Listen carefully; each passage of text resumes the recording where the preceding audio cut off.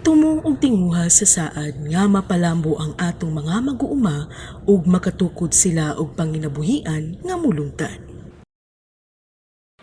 Sa saad, mulungtad.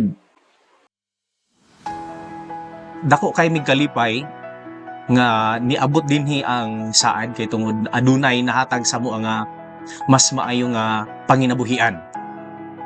Usa day ko ka member sa association sa Tumong Livestock and Agriculture Association, which is akong position is treasurer. Ang Tumong Livestock Agriculture Association nabug na kini atong August 27, 2019. Ang among association is 33 ka-member, which is member ni tanan sa IPs, which is Mandaya.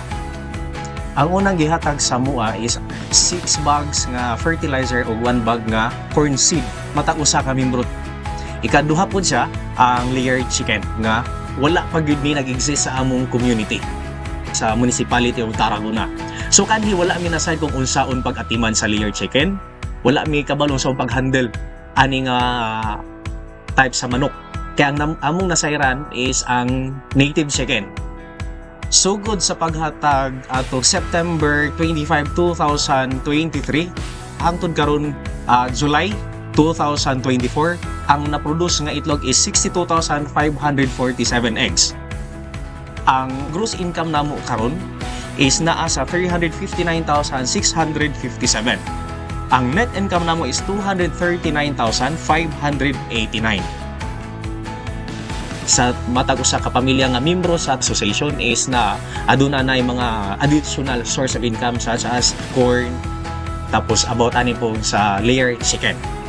Karong tuiga agaan na pud mi sa saad o additional layer chicken nga 144 o ang Tumong Livestock Agriculture Association mag-additional po mi og 300 heads.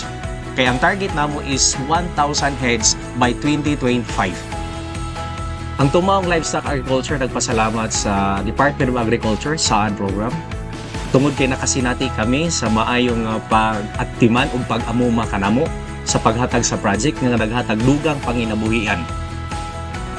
Ang Tumuwaong Livestock Agriculture Association og 13 pa kahumpong sa mag-uuma gikan sa upat ka probinsya sa rehiyon nikabat og kapin 2 million pesos nga halin gikan sa layered chicken nga proyekto sa saad. Tanang grupuha nagpadayon nga nikita og benepisyo sa proyekto. Sa saad, mulungtad.